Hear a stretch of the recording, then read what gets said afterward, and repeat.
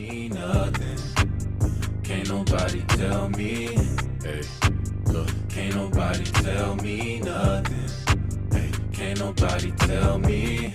Hey. I'm Tereneh Idia. I'm so happy to be here with some of the featured artists from the 2020-21 A New Constellation.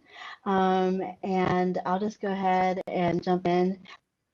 We have Shori Sims here. We have Kinsel, Daontay Knight, and Stephen Montinar. And I'm just so happy. So let's just have fun. Let's talk about your art, the experience of being in the exhibition, what you're doing now, and all that good stuff. But I'll just start maybe with some one-on-one, just quick questions, and then go and just make it more of a broader conversation about everything that's going on. So I'll start, ladies first, with Shori Sims, whose work, A New Kind of Freedom, is on Liberty Avenue. Shori is a interdisciplinary artist, activist, and teacher, and a Baltimore native. I believe what brought you here to Pittsburgh is being a student at Carnegie Mellon University. Is that correct?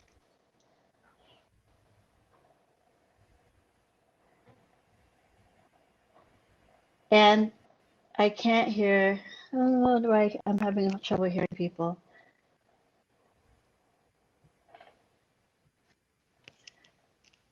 Yeah, I can't hear. Sorry.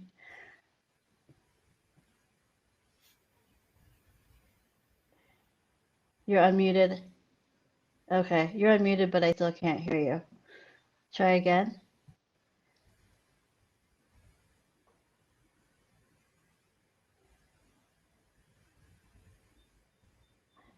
It still sounds a bit strange. So I'm going to come back and then we'll see how that's going on.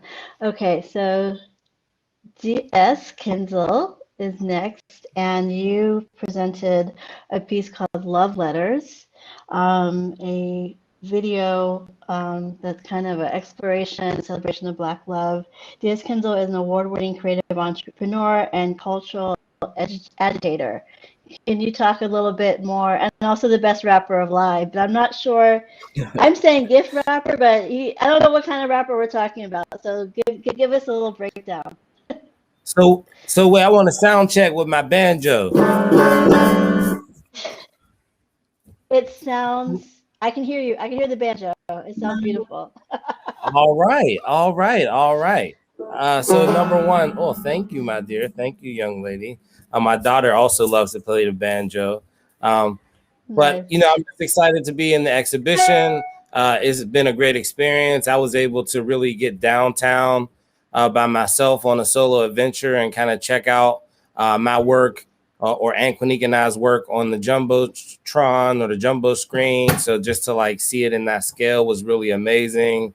And then also to be involved in a project with artists who, a lot of these folks I haven't necessarily worked with before and admire their work from afar. So, to have even just like, this is my first time, I think, meeting Stephen like face to face, although digitally, and I've like really been admiring his work for a few months now. So, I want to just give a shout out to you.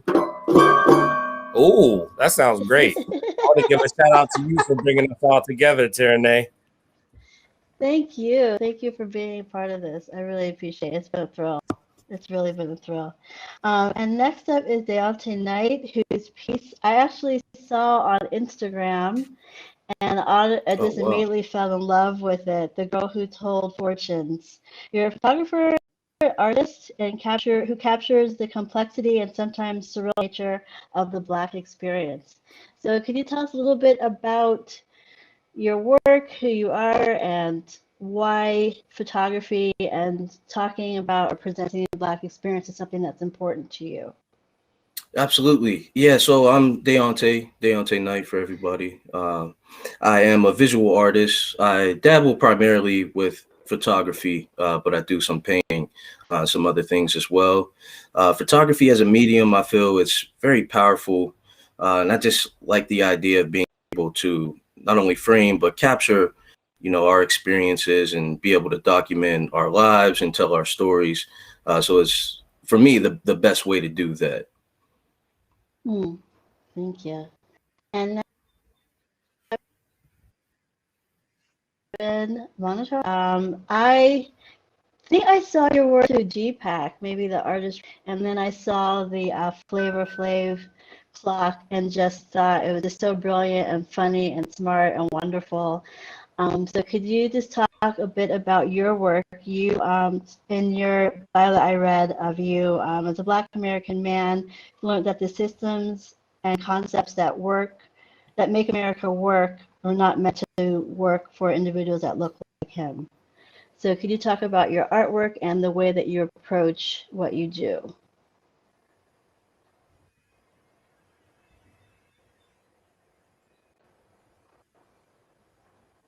It says, okay, you might be muted as well. It says network issues. Okay. You want to try again? Okay, you're not muted, but we can't hear you from this end. It's still not working. Let's see. Let me go back to Shori and then we'll come back. Shori, is your sound back on with us?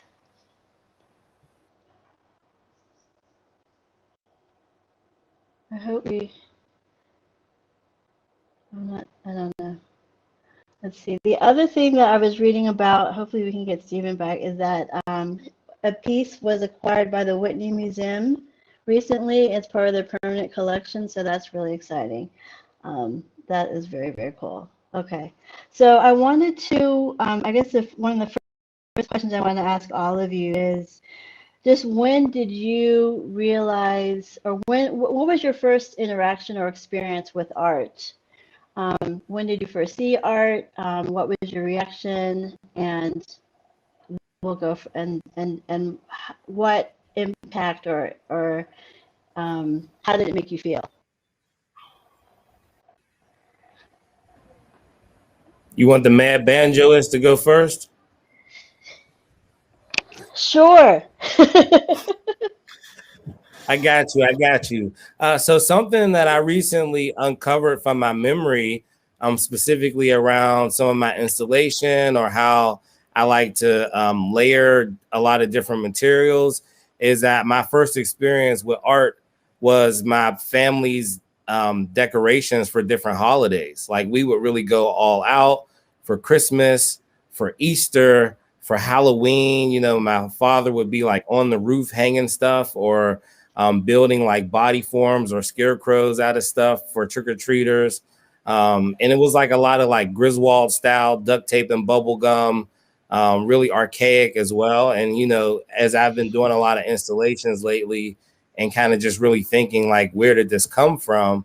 You know, I really started remembering our own in-home decorations as like a really foundational point of my like installation art, my aesthetic, and you know how I put things together.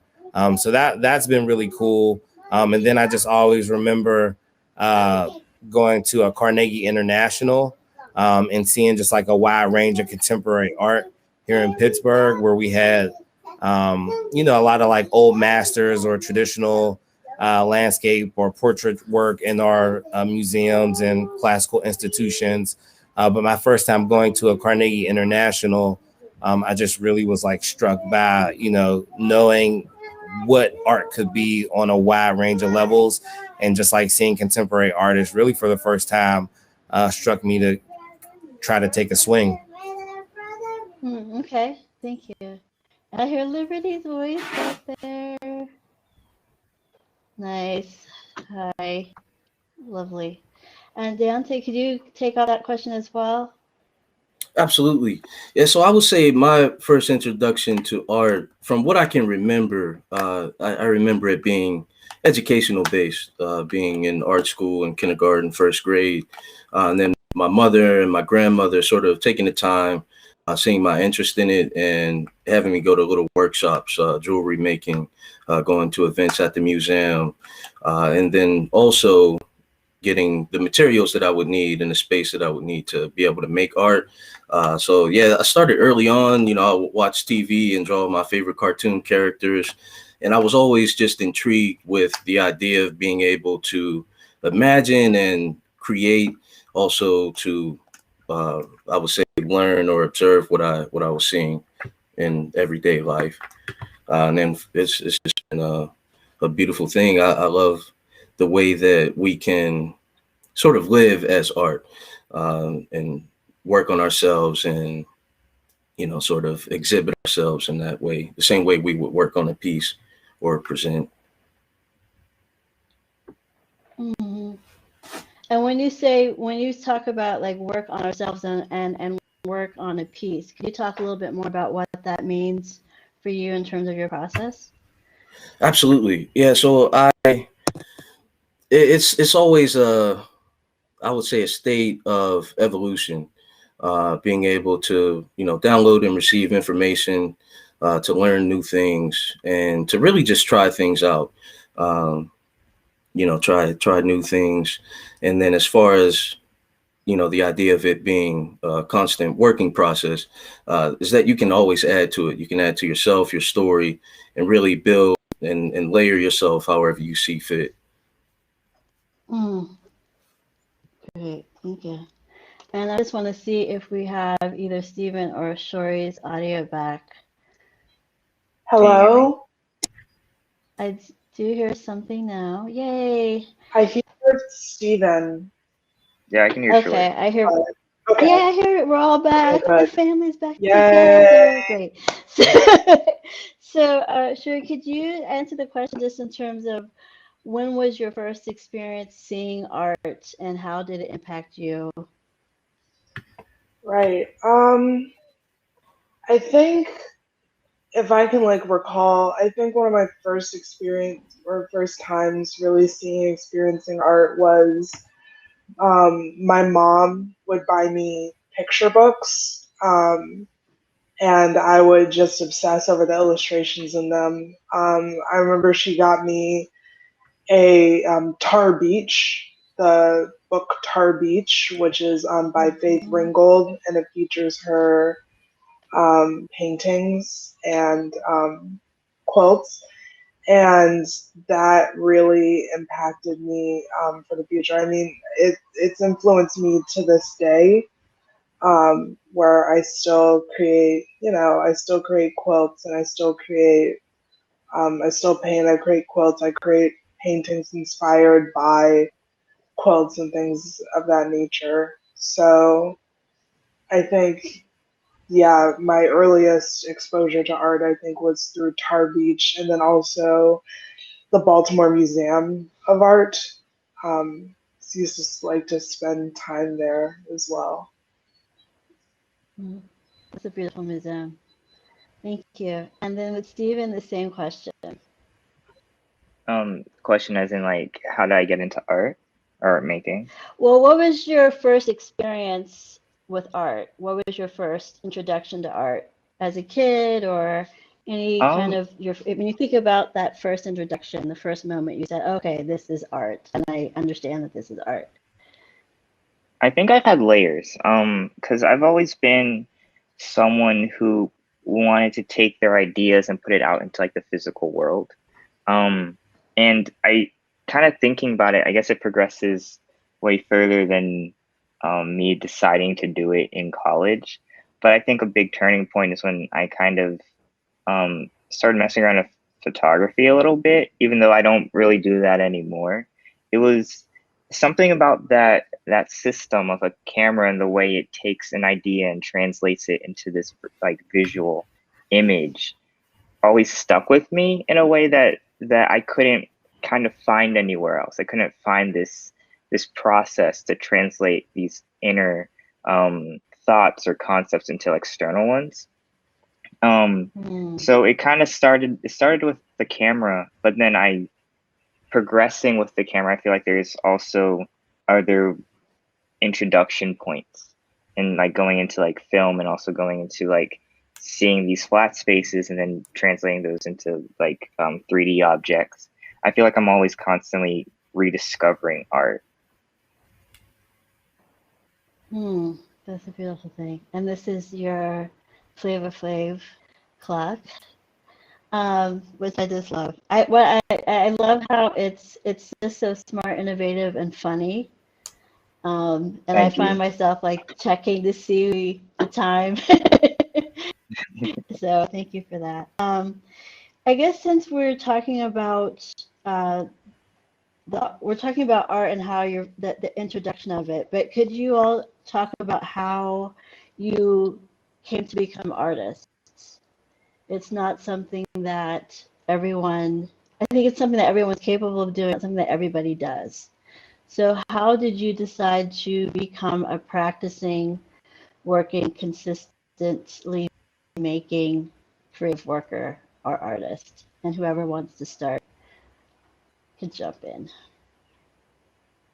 Or I'll just call on I'll Daontay. start. Okay, Steven, go ahead. No, Daontay got this. You can do it. You can do it first. Oh, me. I'm How passing it did I on. get into? I don't know. It was just always something that I felt compelled to do. Even if I was terrible at it, it was always something that I had to do it. In terms of making photographs, it is, I sort of relate to Stephen in a way where it's like you can get into the technical aspects and translate these feelings and these emotions. And once I picked up a camera, it was a wrap. As far as the other mediums like painting, I find it's sort of difficult for me to do. I have to be in a certain space, in a certain mind frame. But with photography or practicing art in that regard, it's just, I don't know. It's something that I truly enjoy. I've become obsessed with it. I don't know if that answers the question. I sort of lost my train of thought there. I have to Yeah, charge my laptop. definitely. Definitely. So, and Shori, I guess the same question for you, Shori. And then just thinking about, because there's so many different mediums that you work in, how did you become an artist and decide that that was, There we go. sorry, and decide that that was that was your vocation, that you were going to go to school for it, you were going to dedicate your life to it? Sure. I mean, I remember when I was a kid and people would ask me, like, what do you want to be when you grow up? And the answer would always be like artist. And I kind of decided on that at like a very early age. Like, it's something I've always pursued, and something I've always been kind of working at. Uh, and also, I mean, it's the thing that I feel like I'm best at and that I really have a passion for doing, because there are things that I do and things that I'm good at doing, but it's like, oh, whatever, like kind of just do it to do it. But with art, it's something that I feel like I said, like compelled to do. You know what I mean?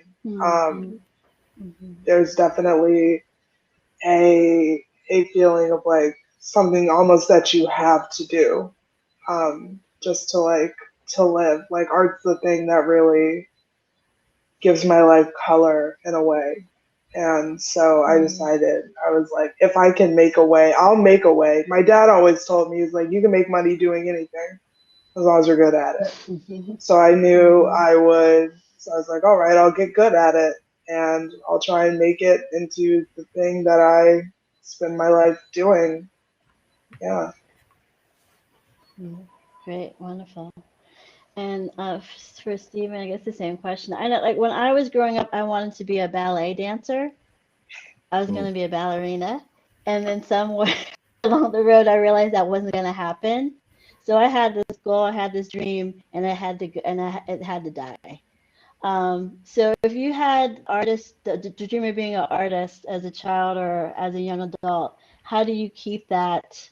How did you get the dream? How did you get that idea? And then how long does it go? How long do you keep it going? How do you keep the fire going?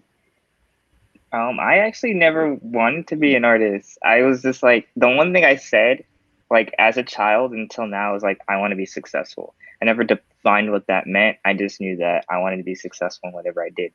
And I didn't really decide to take art making seriously until like the last couple months of high school. And I was like, I got to apply to college. I got to apply for something. And I was thinking about like my photographic practice at the time. And I was like, this is something that I don't want to lose. This is not something I don't want to ever not be a part of me. So then that's when I like applied to college for that. And I think just what's really kept me going is that I find there's a lot of successful moments in being an artist. There's a lot of opportunities and conversations and new experiences that I truly don't believe I would have found if I wasn't art making. Because like art is such an expansive field, and it's such a collaborative field. And I still feel like I never reached that point where I'm like I achieved success, because I feel like I kind of failed to that aspect. Like I always want to be reaching out to what is further and beyond than the concept like I have now. And that's also I work in a lot of media, because I want to see how much I can grow as like an art maker. I hear that. And Kinsel, I think you're gonna stop making art and start a country music band. Is that what the band is for? Are you gonna tell us this now? Yeah, I'm Breaking retiring. news. Breaking news. Retiring from the art game. But you know, seriously, I did not know an artist growing up. I wanted to be a lot of different things. As I was a youth, I remember wanting to be a judge and marine biologist. You know, for a long time, I thought I was going to be an educator, and I really got my start of being an artist, doing like art programs. I was like the gym guy and the art guy, and after school programs in different school settings. You know, I was a preschool teacher, but you know, really hip hop brought me to being an artist. You know, I just always been a child of hip hop culture, and I wasn't a rapper or a DJ or a break dancer. So, you know, I kind of filled the visual artist role because I just always wanted to be a part of hip hop culture in any way I could. So, you know, being a visual artist for me and the way I express myself really is, you know, rooted in those children that I worked with and all those programs, and who some of them I'm still in contact today as adults with their own families, and, you know, just generally hip hop culture, and always looking to add on and build. That's beautiful. And hip hop has come up a few times in this conversation. So I wonder, can you talk a little bit about, I guess anyone who wants to take this question, talk about the different elements of Black art, Black arts, music, literature, fashion, anything that also inspires or influences visual art that you create. Yeah. I can take that, or be one of the people to take that. Black hair is something that has always influenced me in a lot of different ways. My dad owns a barbershop in Dundalk, Baltimore, and he's owned it my entire life. It's older than I am, but I feel like I kind of grew up there. And so like being in that space, because I guess the barbershop, it isn't just a place where you get your hair done. It's also kind of like a Black cultural hub. You know, people are coming in and out. People are bringing things. People are bringing elements of themselves.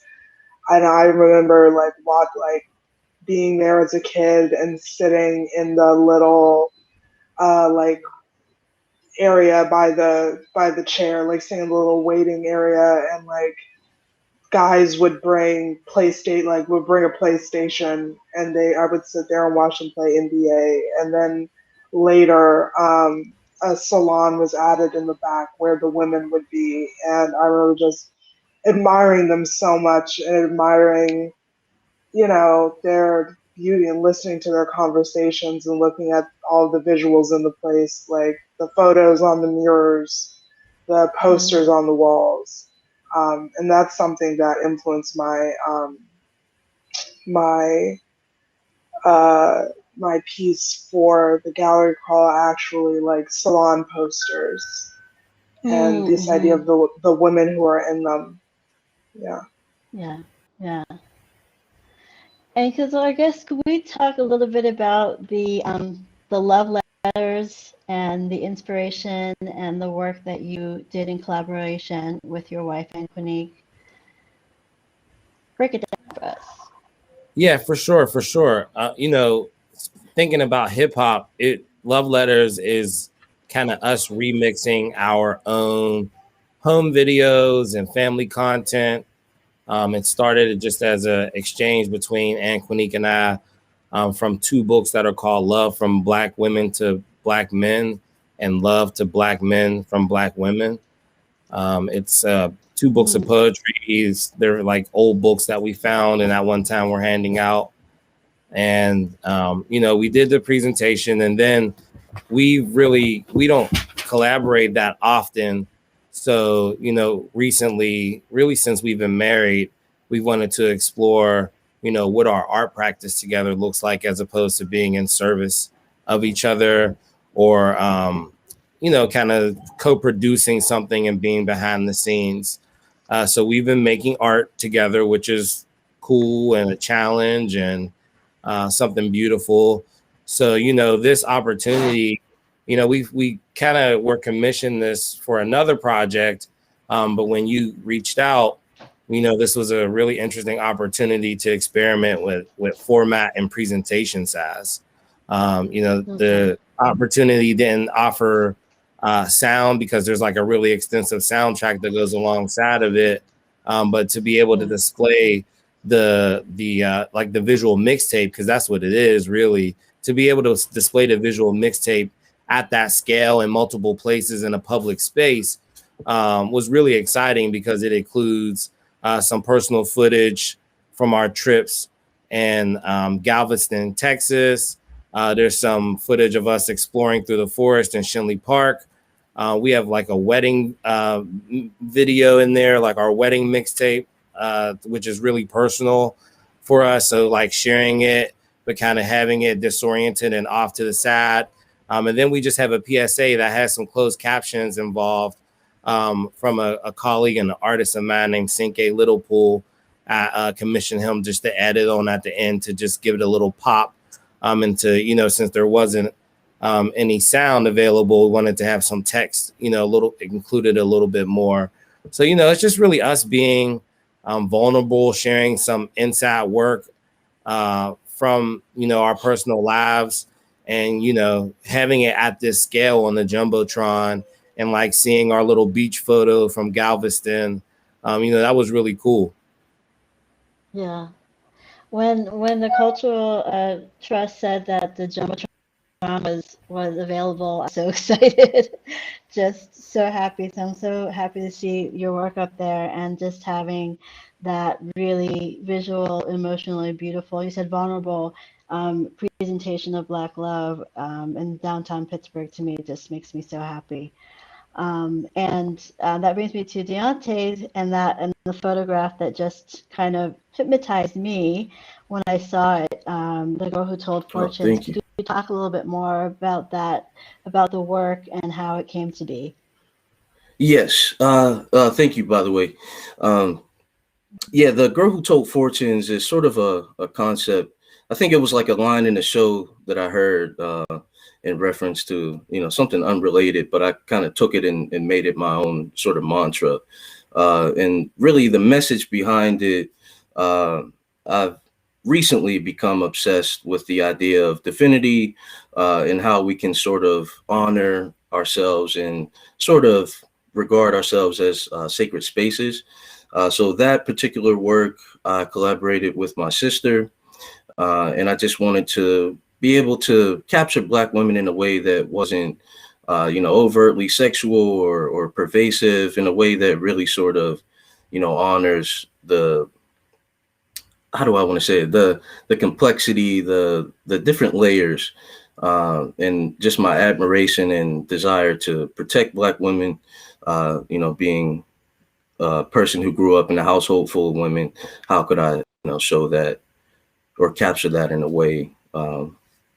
And that's sort of what that was, because it's magical, the experience that I have just going through everyday life and the inspiration I get from the women in my life. Thank you. Thank you for sharing that. And Stephen, your work, the Flavor Flav clock, could you talk about how that came to be? There's a couple of things I want to say. Also to like Kinsel's point about hip hop. Like hip hop is such, I think, an important aspect of my work because hip hop has always been like the news network of Black people, right? Like it's always been this medium, this creative outlet that's been immediate, and like immediate like creative outlets has been just a thing I've always been attracted to. But it's been a creative way to get information through the Black community. And I try to every piece of my work, no matter how political or like apolitical it incorporates hip hop. Like that's just a part of me. And the clock is this idea of using multiple voices to make a unifying thought. That's another thing that's consistent in my artwork. Also the idea of translation of a concept, whether that be like time, or I've done the same thing with like the Constitution and like the Bible. Like I'm translating these concepts into like a blackened language is important to me. But in terms of that clock, I really wanted to make time into found poetry. I wanted it to have like a representative language that goes beyond like number, and also that kind of marks a monument in a way. I'm low key like I didn't know that there was a jumbotron. So when I saw you when Kinsel got that, I was like, yo, hold up. Like I feel like my clock should be up there. But all respect to you. But I think that time and how it marks a specific like point in history, or it can even mark a point in the future, is something that I really wanted to kind of mess with and create like I don't want to say scripture, but that's the word that's coming up, like a scripture for like these markers.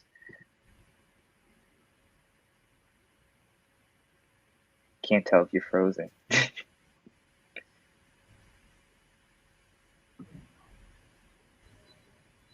I think she's frozen. I think she's frozen. Okay, I thought I just left a bad space, so I was just like, okay.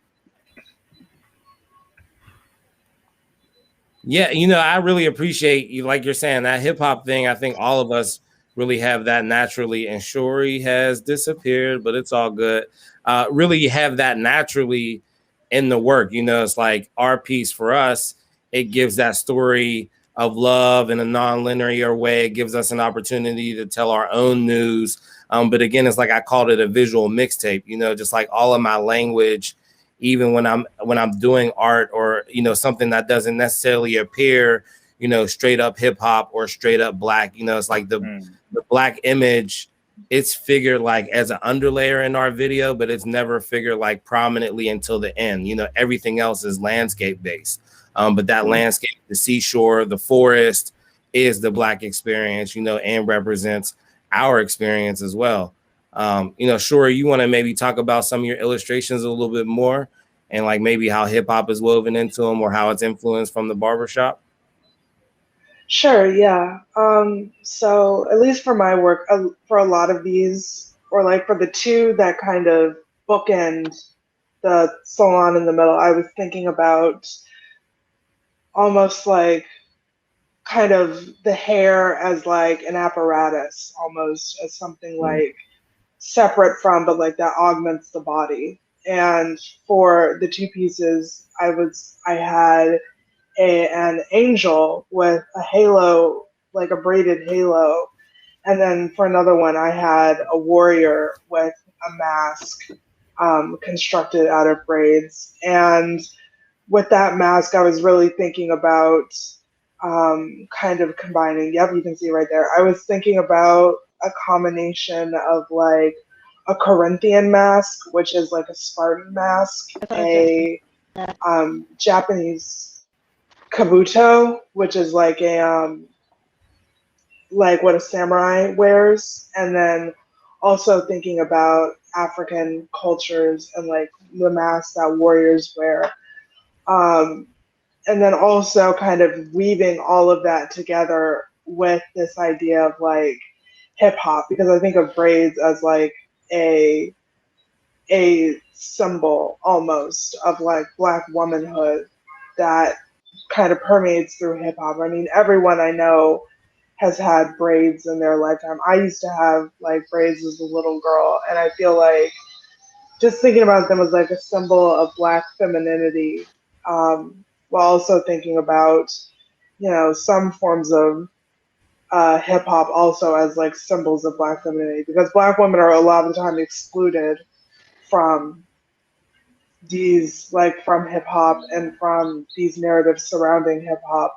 So like thinking about our contribution even then, and thinking about, you know, kind of a future in which Black, or like a few, well, the piece, it's not thinking exclusively about the future, it's also thinking about the past and like an imagined kind of past in an alternate universe kind of a situation, like a futuristic past.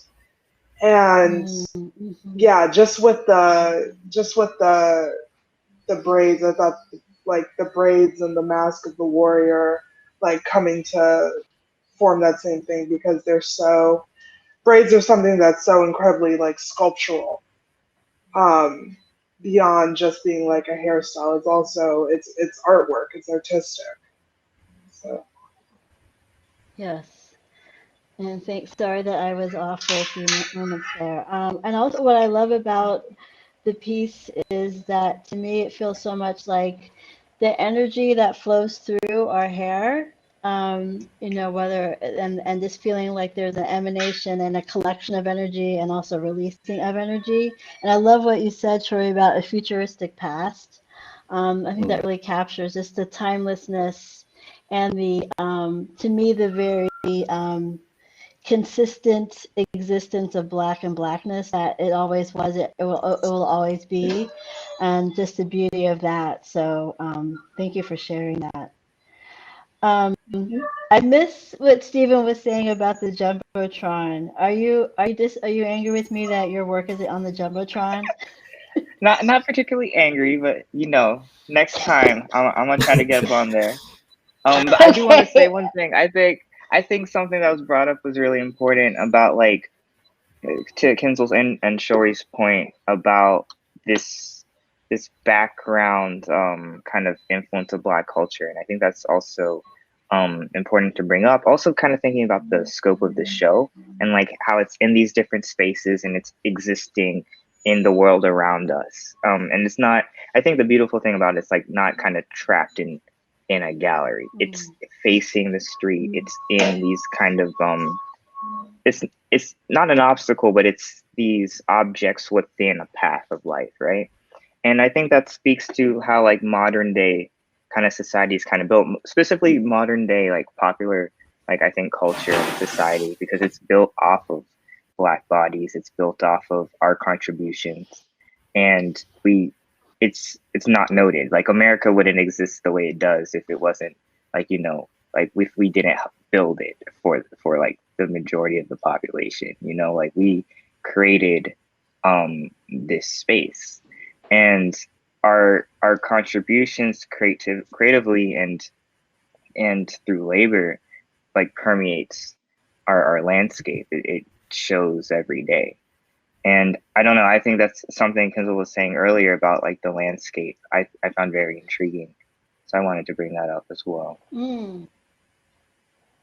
Yeah, and that part of what you're saying was in my head when I was even thinking about the exhibit, and having the constellation being this ever-changing experience. And every person that walks through or sees the artwork is creating a new shape, a new constellation on the ground. And hopefully that does reflect, the foundational Black people have in Pittsburgh, even if it isn't always recognized or expressed in any kind of way, as well as it should be, as expressed as it should be. Um, I have more questions, but I was wondering if anyone had questions of each other before I asked my last couple of questions.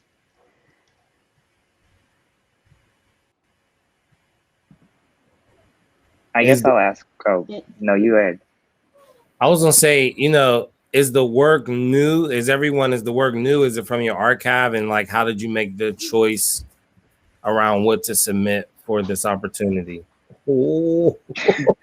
That's actually the same question I was gonna ask. So we're on the same page. But since he's been silenced, I'll answer.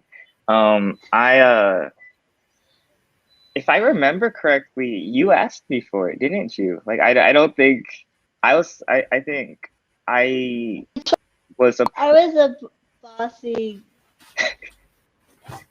Yeah, you're like, I want this. I was like, okay, cool, whatever.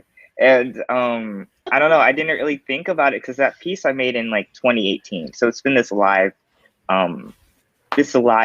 updating clock that's been running for like, I guess, 3 years, I guess now, which is kind of shocking. But yeah, I thought it was kind of beautiful that this thing in like my archive, just in the background, that's always been working, was asked for.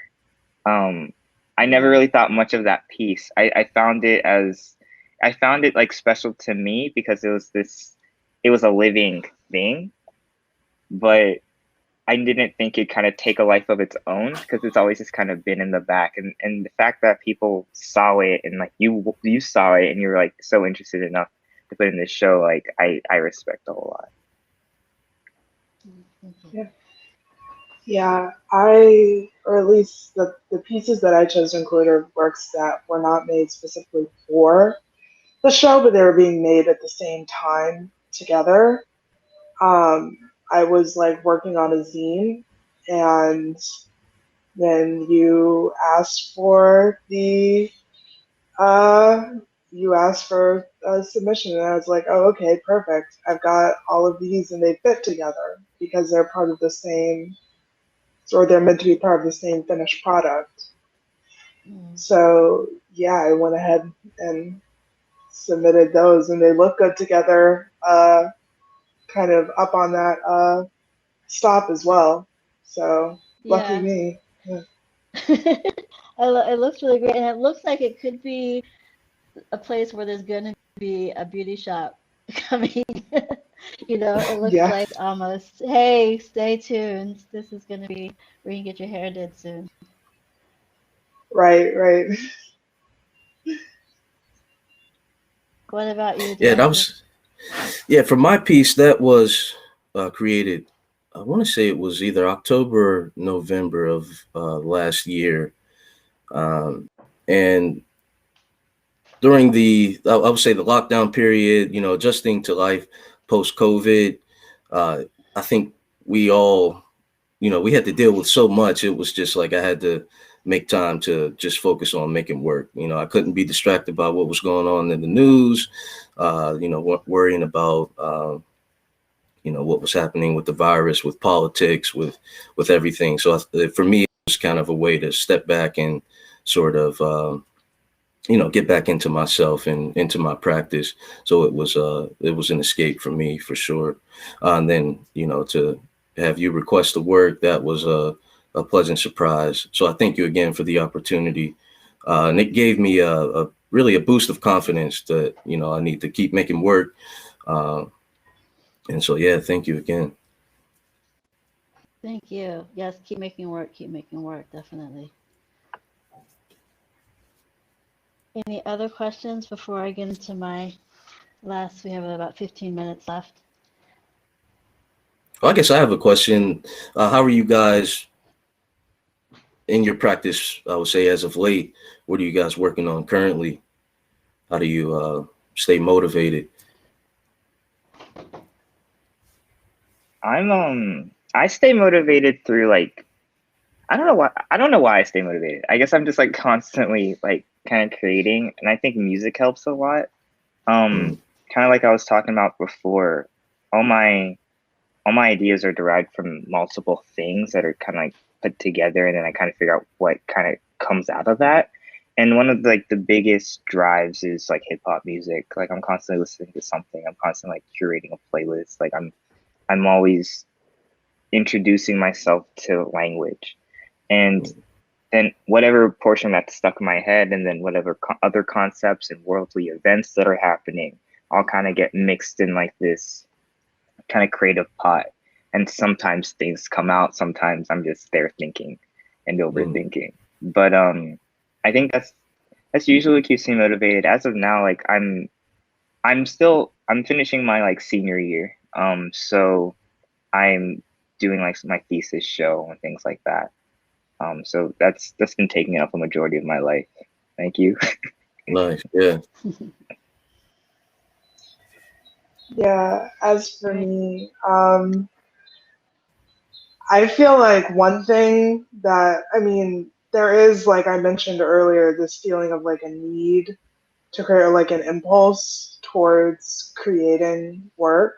And I feel like, you know, like some days I'll wake up and I'll be like, I gotta paint something, you know, or I gotta draw this. Like I'll have an idea and I'll be like, I gotta get it on the paper. And especially during COVID, like I'm lucky that that's continued and that I haven't really lost the spark. I feel like I gotta keep working until I lose the spark, and hopefully that never happens. But then another part of it I feel like is necessity. I mean, if art's like, you know, what I do and like it's how I make my money, it's like bills don't stop just because your brain like doesn't want to come up with ideas anymore. So you know what I mean? Like it's like you know, necessity. It's a combination, I think, of like desire and necessity. And for me, you know, this work is specifically a collaboration between my wife and I, and that's a new part of our practice, like us contributing together to make an art thing. And it's so hard, and it's like really enjoyable when we're in it, but figuring out, you know, how to get to those spaces. What are we going to do? We have very different work styles. So that new challenge and really like exploring what we've been able to do. So this video has been part of that exploration. We've done a DJ set together. We did a live stream of craps and chess. So it's just like, it's something new. And that's how, you know, I've been staying inspired with this new challenge that's also like very, very close. And one of the things that I find people who aren't artists or aren't creating, this has come up a few times, and maybe it doesn't, I'm not saying it's not logical, but that it's, I wonder if you can explain this idea or this fact in your lives that you have to create, that you must create. It's not a question of choosing to paint or choosing to photograph, but it's part of a vital organ in your body. If you can put it to words, could you kind of talk a little bit about what that feeling is like to someone who maybe doesn't create, who isn't an artist? I guess I could jump in there. For me, it's really like a feeling of like do or die.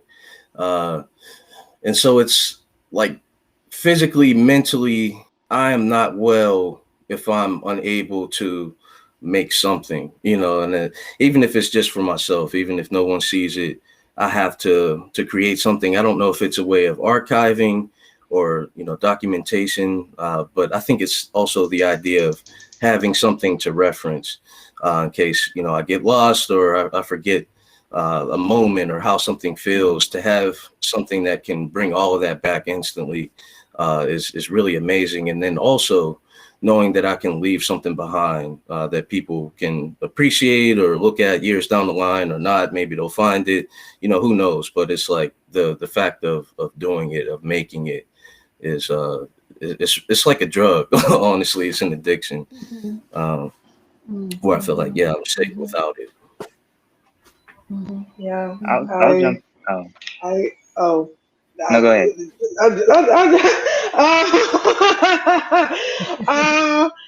I really feel like the same way almost. Like it's like an itch, you know, that you have to scratch. And that's the way I feel like if I haven't made something in a while, like it's you get that feeling almost. It's almost like the best way I could find to like describe it to someone who hasn't experienced. It's like anxiety. Like it's a Mm-hmm. feeling of almost anxiety about creating, like anxiety when you can't create, if that makes if that makes any sense. Like Mm-hmm. there's some things in life I feel like that you have to do, you know, like you have to like eat, you have to sleep, you have to drink water, and like I have to make art, you know, like it's like a Mm-hmm. necessity. Mm-hmm. Yeah, Mm-hmm. I feel all those responses heavy. Like I don't know. I guess this past year I've been really thinking about my artistic practice, and like I just realized that um it is like what I do in school. It is what I do for a job. It is my coping mechanism. It's everything, right? And I think the biggest thing between like being an artist and just like making things on the side is like you physically feel wrong when you're not making art, right? And like it also, I feel like it also is amplified as a Black artist because we're always responding to something happening to the community that kind of affects us as well, whether you're responding from a personal standpoint or more from like an observer or like being in the middle of something. Like if as a Black artist, and I can't speak for everybody, but I think this might be something we all relate to. As like a Black artist, it definitely feels like you're using it to get through life. It becomes your past and your present, and it marks your future. Like Mm-hmm. it's something that is like evolving as you evolve. It's maturing as you mature. So it does feel like this like other organ in you. Mm-hmm. Mm-hmm. Yeah, Yeah. and I definitely agree with that, and also want to add that I think it's less about making art and more about sharing, learning, and having fun.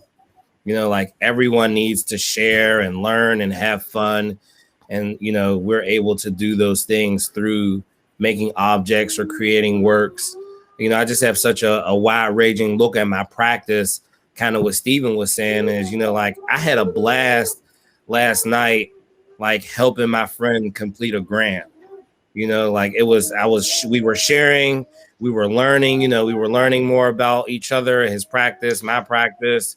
We were having fun doing it. And it's just like, a lot of people don't necessarily count that as an artistic practice, but I really consider my grant writing, running boom concepts, my reading practice, like all of that is part of being an artist. So, as long as I'm reading, having fun and share, learning, having fun and sharing, I think that's how I keep the beast down, or keep that itch satisfied. Mm-hmm. Mm-hmm. That's beautiful. And one thing that I really wanted to do in creating the show was just to be able to focus on a sense of Black innovation, Black love, Black joy, because I feel so often the presentation of Black lives that it's very often surrounded by trauma. And I'm wondering if you think about representation when you create, or are you just thinking about expressing what you need to express or creating what you need to create? Or do you feel a sense of, I'm representing Black people, therefore I must blank?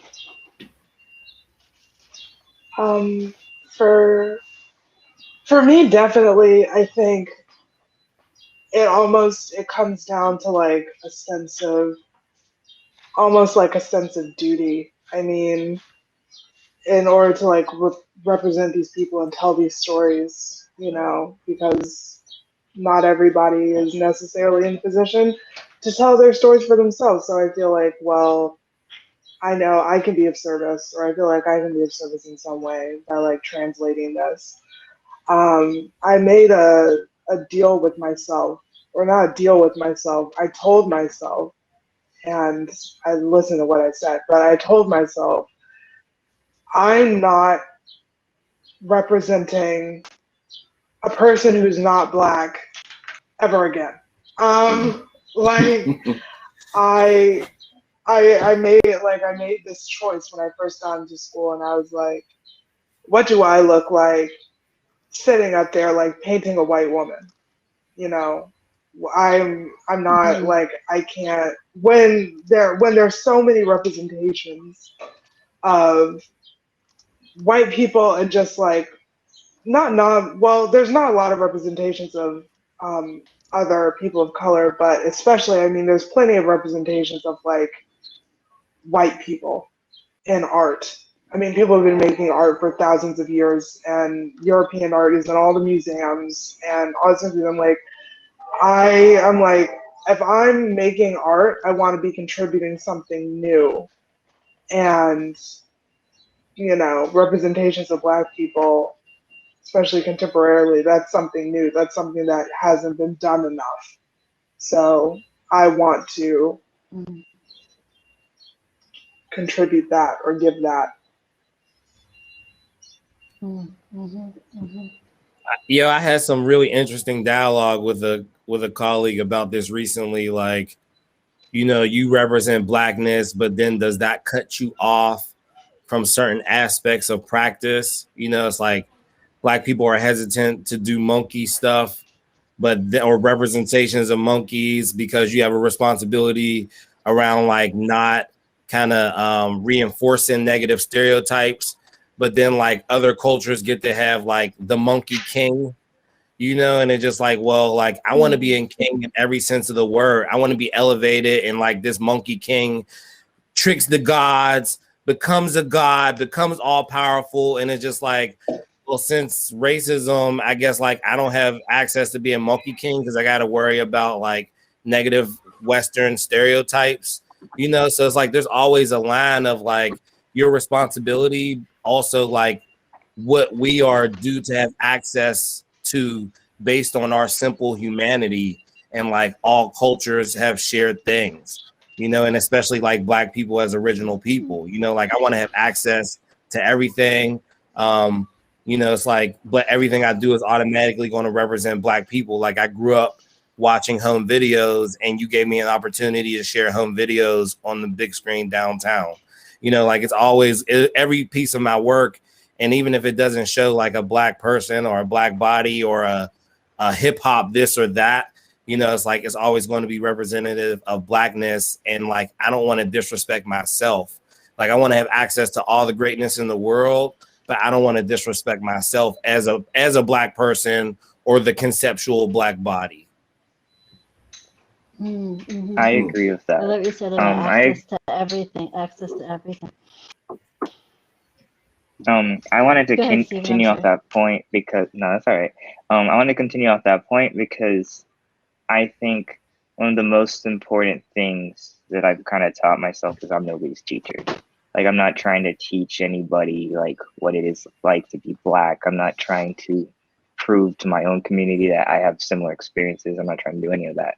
Like my work comes from a place where it's an accumulation of observation. I see like the world as a bunch of input, just a bunch of like sensory like data almost. And the way I output that and the way like that process I talked about in the beginning about the camera, I think it's a process I've learned to like internalize. Like, cause no matter what, like whether I be on the Zoom call or I'm walking down the street or whatever, that automatically becomes the Black experience because it's getting filtered through my body. So like I never feel like, no, I no longer feel, because there was a point where I did feel like I'm representing a group of people. I have to be conscious of what I'm doing. But there's another part of it's like, we should have the freedom to. Hey, I'm at a talk right now. Are you talking? Hey, what's Hold up? Oh, but I.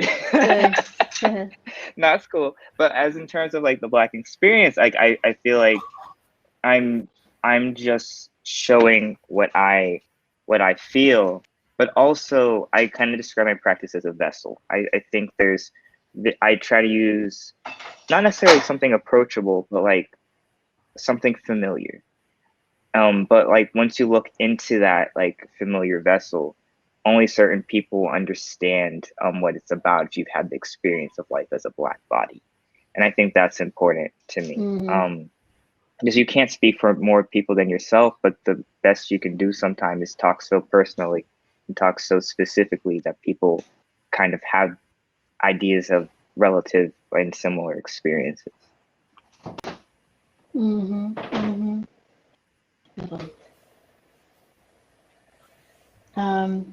Thank you all so much. It's 1:01, so I wanted to wrap up, and I'm just thinking about the things that I'm going to keep thinking about, feeling in my heart. Everything, talking about how art changed, so the need to create it into a Blackened language, which I absolutely love, a futuristic past. Just so thankful to all of you for joining me and for agreeing to be part of this exhibition, and for my first curatorial experience. It's just been wonderful. So thank you all so much. Bravo. I want to give the official closing remarks. So thank you so much, Daontay, Shori, G, S, Kinsel, Stephen, for taking us behind the scenes of your practice and your work. And thanks to you who are watching or joining us for lunchtime conversation around Public Art Exhibit 2021, a new constellation on display in downtown Pittsburgh Cultural District and in the Trust website as part of the virtual crawl. And some of you may notice that the exhibit has been extended, so keep going and keep enjoying it. To take part in other components of the virtual gallery crawl experience and to support the artists who are part of it, please continue exploring the website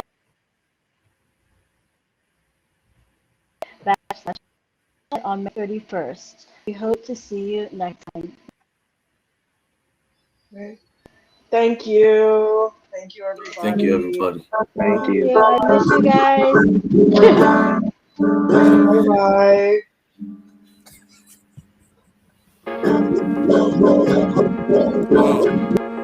Yeah, J to the driving while black, Serenity Sounds, Aaron Carson the board.